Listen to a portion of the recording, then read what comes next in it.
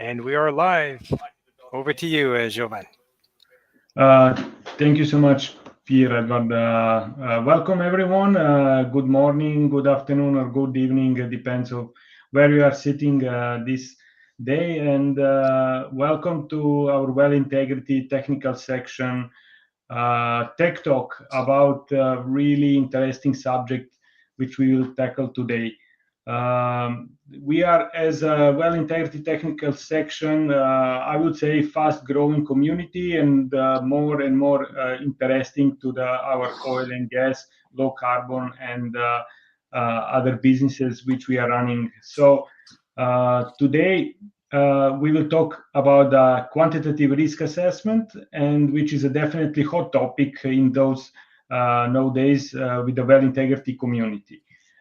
Today we have Stuart Giling with us, Well Risk and Well Integrity Specialist, Managing Director at GMVI, developer of Empirica software for well risk analysis and integrity management. He possesses engineering, operational, and leadership experience in oilfield services with the major service companies in the past as oil company petroleum engineer for a major operator as a Marathon BP BHP, and technical consulting with Eclipse Petroleum Technology and software with GMVI. He's a regular committee member and presenter at the Well Integrity events in Europe, Middle East, and USA. Has served as a SP board member in Aberdeen, Great Yarmouth, and London section. Please welcome to Stuart, and let's see what is the secret when we talk about quantitative risk assessment. Stuart, please. Okay, thank you, Jovan. And I'd like to say thank you to the WITS board for the invitation to speak today about this subject, and to Jovan and Pierre Edouard for hosting the session. So this are the topics I'm going to cover. What I would say is I'm going to present this WELS QRA subject at a relatively high level. I'll try and make it easy to understand. So it's not the advanced course, but if you have questions of a kind of a more advanced or analytical nature, I'm very happy to attempt to answer those, as well as basic ones you have, of course. So I just want to talk a little bit about what QRA is about, why QRA is done. Then I think importantly, just really quickly cover some use cases for WELS QRA, so you can kind of get into context what it can be used for. Then getting into the kind of analysis itself, just talking a little bit about weld barriers, talking about barrier compliance and risk, and contrasting and combining those things.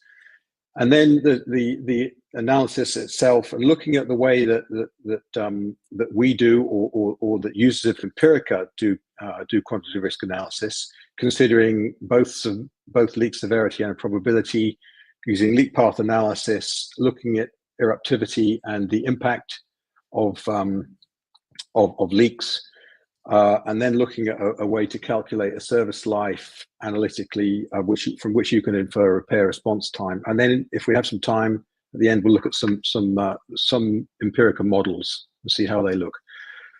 Just as a basic overview of why you might do QRA.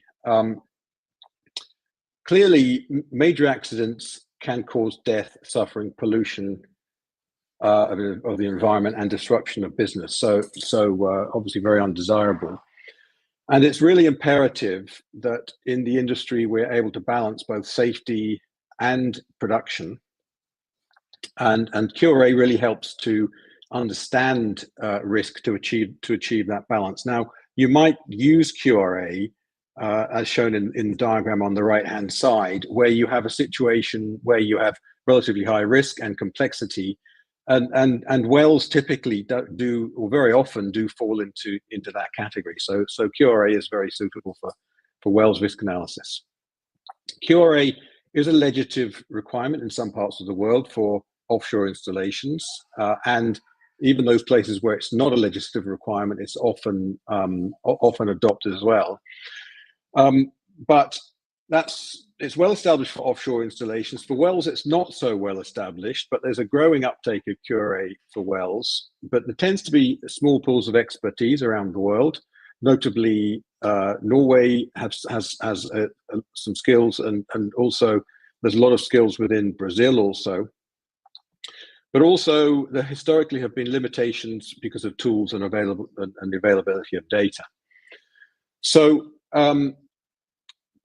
for this QRA, we are essentially asking a question about well leaks. So well leaks is a thing that we're trying to obviously avoid, and the risk that we're trying to assess. And it's really important to understand that it's specifically about that issue.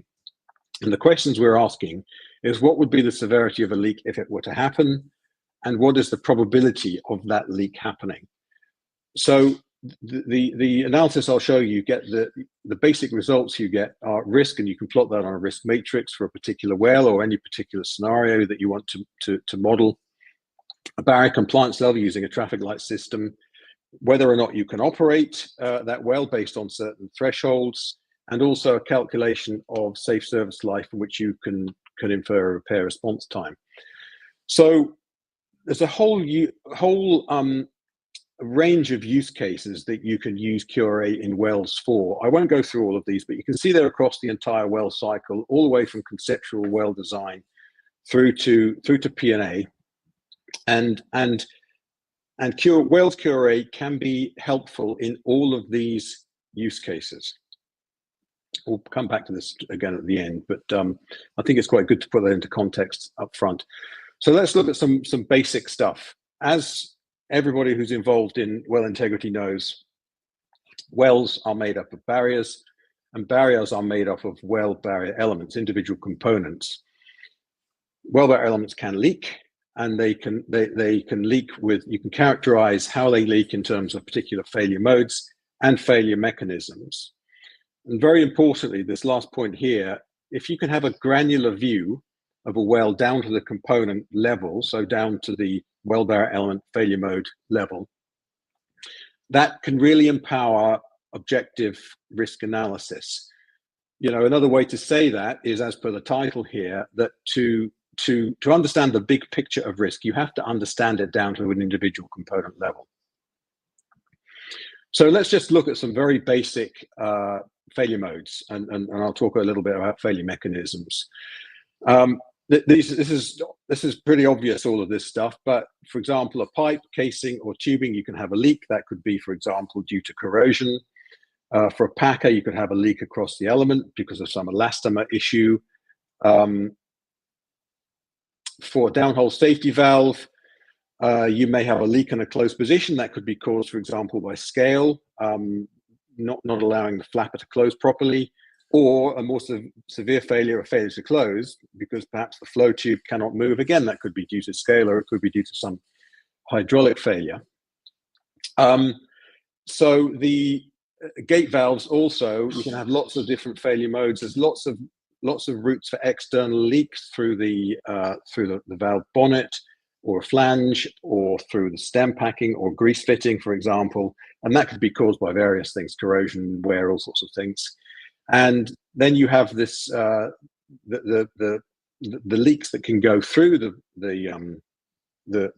well, through the bore, through the gate valve, through the gate. So, for example, a leak in the closed position, again, it could be caused by some damage to the valve, or some minor scaling, or failure to close. Again, well, in a manual valve, it could be because there's something in the cavity, some sand or scale or something. In an actuated valve, it could again be due to some sort of hydraulic fault. So on the left-hand side here is a barrier compliance classification scheme. This is the 117 scheme from offshore Norway guidelines for well integrity. It's very widely used. I imagine most people on this call are familiar with it, and it's very useful in classifying wells. On the right-hand side, there's a risk matrix where you can actually look at risk on the basis of both severity and probability. And these two things, both of these things are useful, but they're not the same. The barrier compliance classification scheme is not a risk assessment. In fact, it tends to look at the much more closely at the probability side of the risk equation rather than the severity side. For example, you could have a very low risk well, maybe a water disposal well or something, and a high risk well, perhaps a high rate gas well that could produce H2S, and they could have the same score in terms of their classification, but the risk level could be very, very different for those two.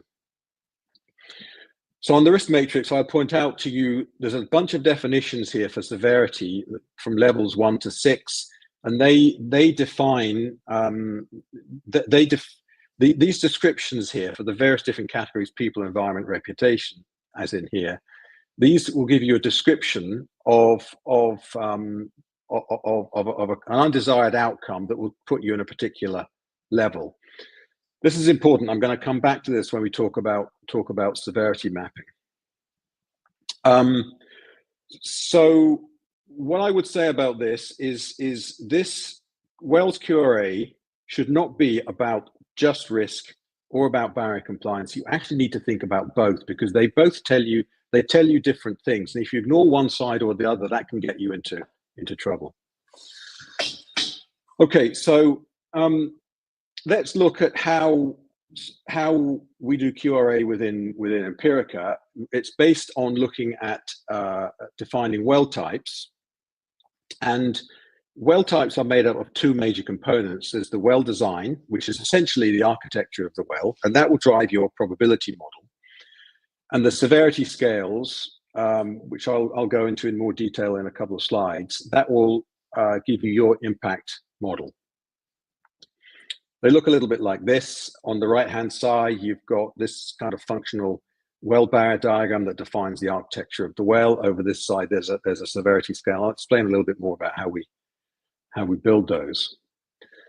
So I want to talk a little bit about something that you're probably familiar with already. It's fault tree analysis, but this is a useful introduction to look at quantitative risk analysis. Fault tree analysis has typically been used a lot to look at probability or leak probabilities. We actually also use it for or something akin to it. We use it for severity as well, and I'll explain that in the next slide. But let's just have a quick look at this and how you might build a very, very basic fault tree. So the yellow arrows here identify potential leak points in this simple well. And then on the right-hand side, that's a fault tree that you could build based on those leak points.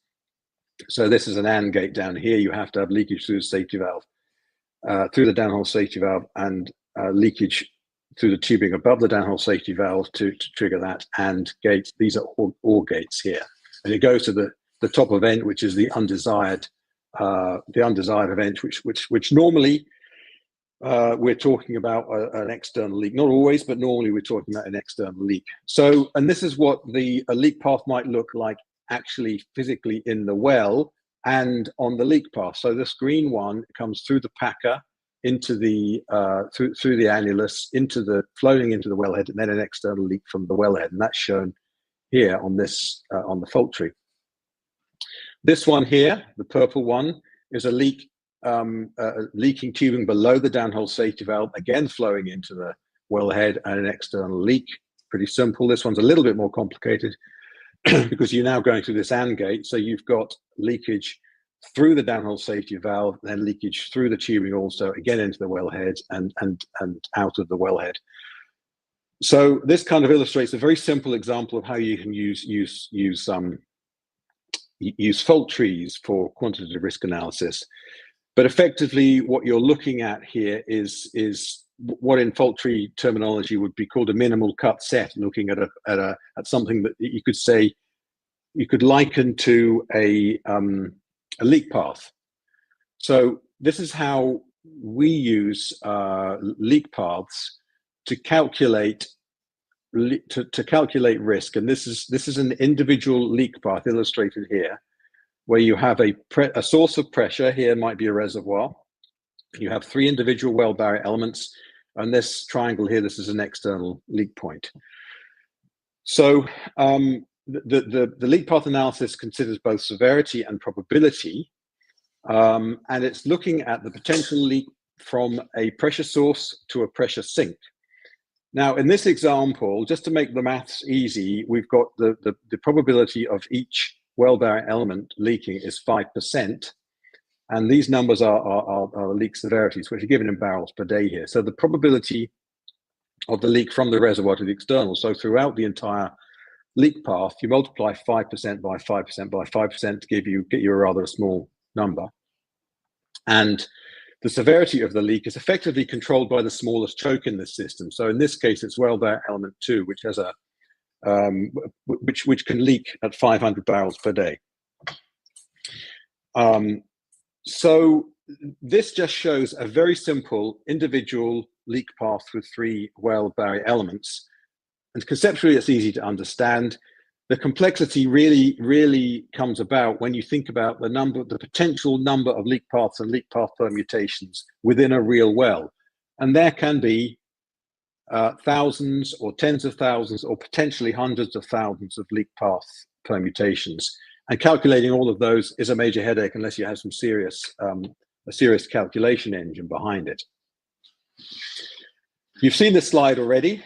On the left, we've got barrier compliance. On the right, we've got a risk matrix. But I want again to point out the various different levels and how they are defined with their defined descriptively for people, environment, reputation. You can look at assets, you can look at security, you can look at all sorts of things. But this is the sort of wording that we need to think about in the next slide. So we need to think about, for example, in this worst case catastrophic, what would be the minimum leak rate that you would need to get to cause multiple fatalities for a particular well type?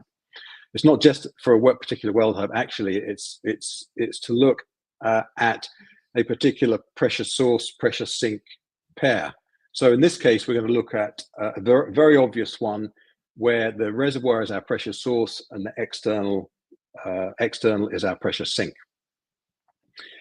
So this just shows you a full severity scale mapped for this particular well type. So it's an oil well, it's offshore in shallow water on a manned platform, and it's close to land. So all of those things are relevant to deciding the numbers that should be in these boxes. And remember, we're looking at the minimum leak rate, in this case in barrels of oil per day, that result in the severity levels. So we kind of look at the descriptions in the risk matrix and say, what's the minimum rate that's going to get us to a level 1, to a level 2, to a level 3 for all of these things.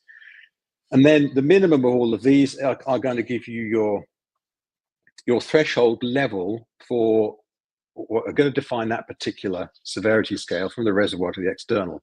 I'm going to contrast that with a different well type, and you can see that the results are quite different. In this case, we've got, again, it's an oil well type, it's offshore, but now it's in deep water, it's subsea, and it's remote. So you can see some of these minimum leak rates are actually quite different now, because in this type of environment, for example, you're unlikely to hurt people by the well leaking. It's because it's remote, you've got less environmental impact, etc. So it kind of flows through to some bigger numbers in the for your minimum thresholds overall. So you can see you can have quite a contrast in severity scale from one well type to another, and that is obviously going to give you different results in your risk. So one other thing is about, well, eruptivity and blowout potential. Actually, if we look at this simple relationship between inflow and outflow, and by outflow here, we're looking at the worst case scenario. So you've got the biggest leak you could possibly have at surface. So you've got flow through the casing, for example. But you can see in this example where you've got, just to keep the numbers simple, we've got an operating point here of 2,800 barrels per day would be the maximum leak that you get from this particular well. But then if we put that on this severity scale here, the blowout potential is 2,800 per day, barrels per day. This is telling us for this particular well type, we could never get to a level 6 severity. So level 5 is the highest we can get to. So then if we continue this story here and say, okay, over time, this reservoir is depleting and the pressure's coming down, so therefore the inflow potential comes down. We've now got an operating point of 1,100 barrels per day. We now have a different cutoff. So you can see this in this scenario, the severity can never get to above a level 2. This is something that we see very often in QRA modeling for wells, is that as wells deplete, or as reservoirs deplete during their life, the leak severity comes down. The probability tends to go up because as equipment ages, it's more likely that it's going to fail, but the severity tends to come down. So these things are kind of in tension to some extent. Okay, and the last piece of analysis I want to show you is just a way to analytically calculate a service life from which you can infer repair response time. The key thing you need to decide is what is your acceptable leak probability. This is a plot of cumulative leak probability. So you need to decide what is the maximum leak probability that you can accept from a particular well. Here it's shown by this this horizontal line here. In fact, this is calculated by this intact case line over the 30-year well life. It gets to this point, so effectively you are accepting that's the design life leak probability for that well. You can draw a line across there, and then for these are the same well system with a cumulative leak probability, but these are with individual component failures. So you can see you've got production casing, production wing valve, external leaking, etc. And you can recalculate, you can calculate a safe service life to have that well in that condition. You could also calculate it by having that well in that condition and putting mitigation steps in place, closing valves, bleeding off pressures, changing test frequencies, that sort of thing. Critical thing is to decide where you want to set that, and then afterwards the maths is relatively straightforward. But of course, you need to consider the entire well system. So it's quite a big sum. So I quickly just want to show you practically how some of these things look within an Empirica model. I'm just going to show you a couple of basic examples. This is a low resolution model, so these are very basic Excel drawings of a tree and wellhead and a subsurface drawing, and you can see these little targets are leak point indicators. This is a very low resolution model. You can see there's no leak point indicators for the external casing or for these seals in the outer annulus seals, etc. in the outer annulus. So it leads to a relatively low resolution model, and this is what it looks like within Empirica. Just to kind of help you orientate this a little bit, the rectangles are individual well barrier elements, and the well barrier elements all look exactly the same, regardless of whether it's a long thousands of feet of cement or an individual millimeter scale seal. They all look the same. So these are the well barrier elements. The circles are pressure source sinks. I say source sinks because something that's a pressure source can turn into a pressure sink depending on its pressure relative to another pressure source sink. Rectangles are external leak points. So we have tree, completion, packers down here, A annulus, B annulus. This is the tree wellhead void, and these are all of the kind of external outlets. These gray areas are voids or cavities within the well.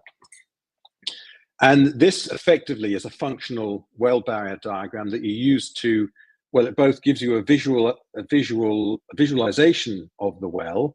For example, you can see here using the Norsok blue and red barriers, you can see where your primary barrier is here, and this is these are your secondary barrier elements. And so it gives you the visualization, and this is dynamic. You can make lots of changes with this as you close valves, open them, fail elements. You can see it will change visually, but also analytically it enables you to calculate risk and barrier compliance and whether you can operate the well. If you press this understand results button there, this will then take you to another page which will then list all of the relevant leak paths and show you where they lay on on a risk matrix. If you were to click on here, I'm not going to do that, but if you were to do that, that would take you to another screen that would lay out the entire that specific leak path that you're looking at. In fact, it's this one here, reservoir to lower master valve, actually. So, and this just as an indicator for you remember I showed you that one very simple leak path. This particular model with all of these components, depending on how many pressure source sinks you have switched on, or pressure sources rather, if you just switch on the reservoir, it has about 2,500 leak path permutations. If you switch on all of the pressure sources on the model, it has almost 8,000. This is a kind of a higher resolution model, so you can see this is the schematics have got many more leak points, and this is what it looks like in a working model. This is typical. This is the sort of model that users of Empirica are using on a day-to-day basis to kind of run quantitative risk analysis scenarios, and you can run them very quickly. You know, once the model's set up, of course, it takes some time to build a model, but once they're set up, the calculations are done instantly. If you close a valve, indicate that a component leaks, for example, and it's very quick. And this particular model, if you're running it just from the reservoir pressure source, this is 13,000 leak paths. If you switch on all of the pressure sources, so all of these formations, all of these various surface pressure sources, that would give you almost 60,000 leak path combinations. So just back to the use cases, just to wrap up, you know, there's a whole range of things you can do. You can imagine by putting this amount of detail into a model like that, you can run all sorts of analysis, not just look at kind of risk and barrier compliance. You can also have some predictive functionality as well in terms of, you know, when are things going to fail. You know, you can look at availability topics, modeling, well-designed life calculations, etc. There's a whole range of things you can do with this. And that's it. Thank you. Thank you, Stuart. Really impressive and put it focus on the QRA, really important for all of us who is running the well integrity in our, let's say, day-to-day business. And I would say that the industry tackled this one, and having on agenda whoever start building up a well integrity management system, and really important topic which start to develop. Before we run to the Q&A session, I already captured some of them. While I will engage Stuart to answer a couple of questions, I will put and present, share my screen where everybody can join and see QR code for our well integrity technical section platforms, where we are running an official SPE page, and we have a YouTube and LinkedIn page where you can engage with the community. So let's start with the first question, and then I will share the screen with QR code. So the first of the question is, Stuart, where do you get component failure data from, and how critical is to have accurate data for that? Okay, that's a good question. Very common question, actually. The data that you know, when we provide a version of the Empirica software, we provide it with public domain data, and that comes from a whole range of sources. You know, you can get it from Syntef publishes a lot of good data, as does AREDA. The Health and Safety Executive Hydrocarbon Release Database is a great source for external leaks. Also, I'd say there's a whole range of SPE papers out there which publishes a lot of data, and also a very good source of this data, public domain data, is university thesis, both for master's courses and PhDs, particularly in Norway, also a little bit in Brazil as well. Typically, they contain a lot of data. So there is a lot of public domain data out there. It takes a lot of effort to pull it together. But I would also say that a really important source of data for operators that are using Empirica or using Wells QRA is actually their own failure data, because that's kind of very relevant or representative of their own fields. There are, of course, industry databases out there. For the WellMaster database, of course, is the kind of the best well-known one, and I would say that's a great source of data as well. Of course, you know, there's a cost to using that, but it has very, very relevant data. How critical is the data? Is the other part of your question. Well, it's obviously it's important to have the best data that you can get, but sometimes people get very hung up on, you know, whether it's, you know, 5 to the -4 or 7 to the -4 or the exact number. At the end of the day, the exact numbers tend not to be that critical, because the design of the well and the layers of protection that you have in the well are really going to have a much greater impact on your overall leak probability than the exact precise numbers that you're using. And we also find with this that you're often better, rather than waiting to get perfect data, to actually build a model on data that you have and data that you can get, and then improve that data as you go along. You know, it's like the thing I said right up front. Wells QRA has suffered to some extent from not having the right data and not having the right tools, but there's a bit of a virtuous circle there. If you have the right tools, you're going to generate the right data, and if you have the right data, the tools get better. Thanks, Stuart. Another question from audience is the severity to environment on subsea deep water well will be lower than shallow water. How will that work out? Coming back on your comparison on the slide, what you did. Okay, shall I show you that slide again, actually?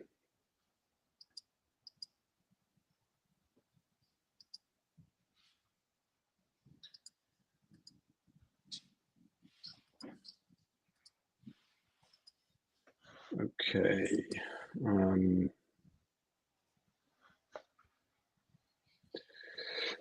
Can you see that?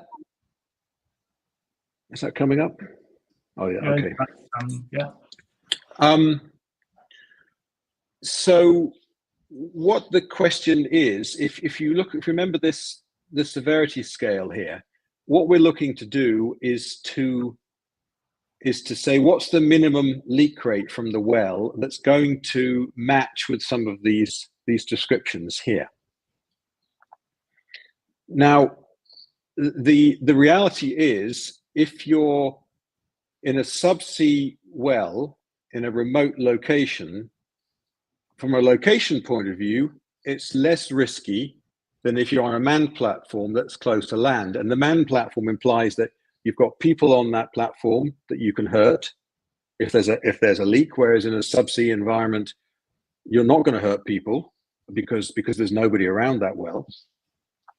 And this thing about being close to land, that has an implication on the environment. So if you had a leak, say an oil leak from that platform that could arrive at the beach or be very damaging to the environment, that's going to imply lower leak rates here than in this example where you're remote. You could be hundreds of miles away from the coast, for example.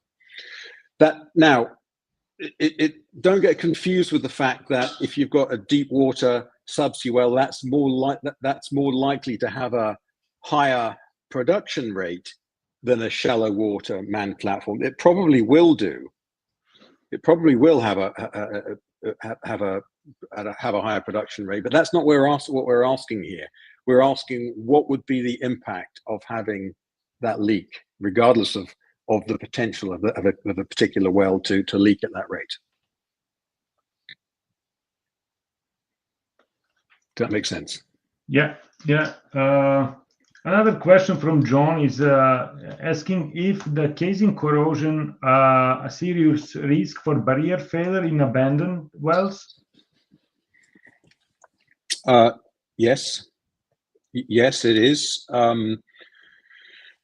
If we, let's have a look at another slide here. If you look at these the casings in this model, we've got liner here, and then we've got casing and casing and casing. You can see we're a little bit away from the main pressure source, but of course, if you have serious corrosion in any well, whether it's operating or abandoned, that can have a significant impact on your integrity and the potential for leaks. You don't, of course, we all know that these barriers are made up of individual well barrier elements. You only need one well barrier element to fail for the entire barrier to fail potentially. For example, over here we've got a production casing. If that fails, you're kind of into the biannulus here. Might be better to look at it on a simpler model actually. So definitely corrosion is a significant risk for abandoned wells, as it is for all of them. And of course, the thing about abandoned wells is they're abandoned for a very long time. So they can corrode for a very long time. So we have another question from LinkedIn community. In those leak path numbers, is each casing or tubing connection classified as a leak path? Well, it could potentially be a leak path, but that's typically not the way we do this. For example, if you look at this model, I know it's low resolution, but you have a completion above the downhole safety valve and a completion below the downhole safety valve, and this will account for all of the connections within that section. And the probability that section of pipe is going to leak actually is going to depend on the length of the pipe as well. The longer the section of pipe, the more likely it is to leak. If you consider that every connection has the same probability that it's going to leak, if you have more connections, the section of pipe is more likely to leak overall. But it's the model. It's kind of important in these models that if something is functionally identical to something else, that you don't repeat everything. You don't you don't put every single well barrier element in. An example of that is in the early days of using this model, we were working with customers with smart completions with up to 9 control lines. But many of those were functionally identical, and we built. In fact, I remember we built one model once with all of the lines in, and it had 660,000 leak paths. The model would run, but it took several minutes to run in the early days. But we came to the realization actually you don't need to model every one of those individually. You can model them because they're functionally identical. You can model them, and they can be representative of failures in all of those lines. Thanks, Stuart. A question from Luis is where the corrosion rate fit in the model? And I will add, we know that corrosion can be variable and increase over the years. So how we can recalibrate the model if we know the new condition and how this will affect our risk assessment? There are several things here. I mean, it's effectively the corrosion rate is going to impact the potential that a piece of pipe is going to fail. And if pipe is corroded, it's going to have a higher probability of failure. So you can put an adjustment in the model you can put a probability adjustment in to say that that's more likely to fail, to fail more quickly or an earlier date. Another way you can do this is the model will consider operating limits, MASP for example, and if you know what your wall thickness loss is, you can recalculate burst and collapse pressures and use that to inform a change of failure probability. Thanks, Stuart. The question from Ian Fraser, and he's sending a hello from the Safewells. He is asking, when using the probability of failures for a component, what time frame would you use? Example, 5% probability this year or month, or etc. And how should this affect the calculations? Okay, well, that's a good question. Typically, we look at failure probability per year, but it is really important to understand what it is that you're looking at. I mean, you could look at it over a certain a certain number of operating hours, for example. But all of the analysis I've shown you today has been based on leak probabilities per year. And there is another one from Homero is coming. The question is pointed if is there on equivalent to QRA dedicated for the well intervention situation? Example, if we have wireline operations under the pressure. Well, it can be used for that. If I look at the use cases, the use case list here, I can't remember where that is. Right at the end here, actually.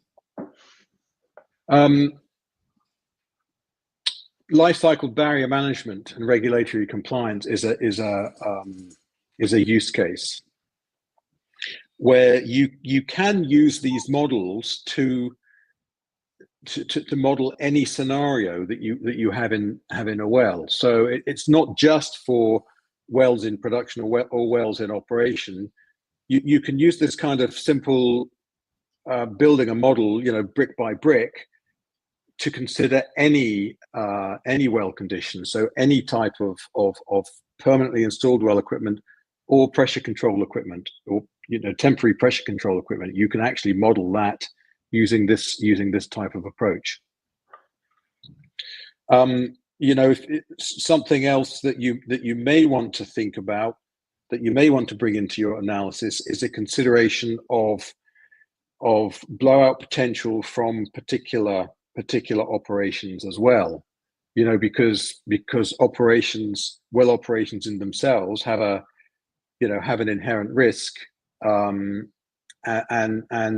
there's useful data available for blowout frequency that you can for specific operations, and it's useful to compare that. If you can characterize and put a level of risk or put a number to a level of risk for a particular operation, and then compare that to the level of risk in the operating condition, that can give you a contrast and help you make decisions about, for example, whether you fix a failed component. It may be that fixing a failed component could be higher risk than leaving it in a failed condition. It's not always the case, of course, but that's something that you need to think about as well. You have to think about the operational risk as well as the leak risk. Thanks, Stuart. Eric put the question, when he hears the risk, his first thoughts are about regulation, liability, accountability, insurance, and contract crafting, as many elements came from service companies. Any comment from that point of view?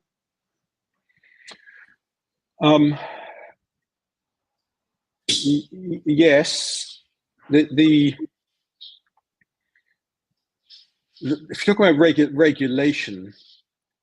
regulations tend to focus much more on on this kind of barrier compliance type thing that we looked at, the you know, the sort of barrier counting type of thing on the left hand side. That tends to be what regulators think about mostly. Whereas the risk analysis, it's kind of course you can debate whether you've got the right data and whether you've got the right assumptions, but the risk is calculated as an absolute thing, and it's important, I think, to think of analytical risk and barrier compliance together and consider both of those. But also, you know, if you're thinking about some of the things that were listed there, regulation, insurance, etc., liabilities, I think considering both of these things, considering a barrier compliance scheme and considering risk, gives you the best possibility of having a happy outcome and a safe operation, rather than considering just one or the other. Stuart, we talk about the, let's say, subsurface risk of damaging our barriers. The couple of questions addressing, what about the, let's say, the surface, like casing, gaskets on the valves, or structural things like a platform's likelihood that vessel can hit the platform. So shall we include that in some cases, or we are focused only on the subsurface well construction until we come to the Christmas tree? No, this analysis can be used to assess the entire well system and multiple wells. You know, you can look at an aggregated risk across a platform, for example, not just an individual well, but definitely assesses risk of that may be caused by a leak in or from any component, whether it's subsurface or at surface. The structural thing is an interesting one, because what we're looking at, as I said up front, is we're looking at leaks from wells as being the risk here. So from the structural point of view, if a structural defect has the potential to lead to a leak from the well, yes, you can consider that as part of this scenario. The other interesting thing you said about a ship collision, you can consider that as part of your risk analysis. Of course, it's a completely different. It's an external thing. This risk analysis that I'm talking about primarily is looking at risks from a pressure source to a pressure sink within the well, or to external to the well. But a ship collision is something that you could use to cause a leak, for example. You know, if a ship collided with the platform and damaged the tree or wellhead or riser, for example, that in itself could cause a risk. But you're obviously calculating that in a different way to calculating, you know, for example, that is not going the probability of having a ship collision. You don't need to use leak path analysis for that. That data comes from somewhere else. But you can use that to infer, okay, that's you can look at the probability of that and then build that into a model to say, well, what would that mean in terms of the of a potential leak from the well? Stuart, a lot of questions are coming towards how often we will, let's say, recalibrate our risk assessment. What is your experience if we, example, having changing our values of the corrosion rate in our wells, or there is some changing parameters in well operational phase? So how we can and how should we pack this, and how often we go and look at our quantitative risk assessment in each case when we notice something is changed, or should be, if there is no change, preventively we need to go and let's say check if we have some real data is coming to us? Yeah, that is a really good question. The answer, of course, it depends on lots of things. Something we haven't talked about today is using quantitative risk assessment preemptively to, if you've got a particular well type, you can say, well, what if this were to fail, or what if that were to fail? And you can essentially build up a well failure model based on that, such that when things do fail, you know what to do very quickly, you know what the actions are to take, and you know how long you have to take them. And building a well failure model from a comprehensive risk assessment, it's no small undertaking. It takes several weeks or months to do that. And of course, you don't want to be repeating that every time something changes. So the people that use Empirica, for example, tend to revisit their well failure models on a cycle of maybe 3 to 5 years and kind of review those. However, having said that, if there is something that you're worried about, or something that's changed, you can look at the what if analysis within Empirica, and you can make instant changes. You can change whatever you like. You can say that component has failed, or I want to change the leak probability, or the failure probability on that component, or you can say that my well pressure has changed, or I've changed the test frequency. You can change things instantly and reanalyze and see what the results are. Thanks, Stuart. We have a question from Manish. How does the internal leaks versus external leaks treated in the quantitative risk assessment? Downhole safety valve leak probability versus leak of annulus valve with a sustained casing pressure, example.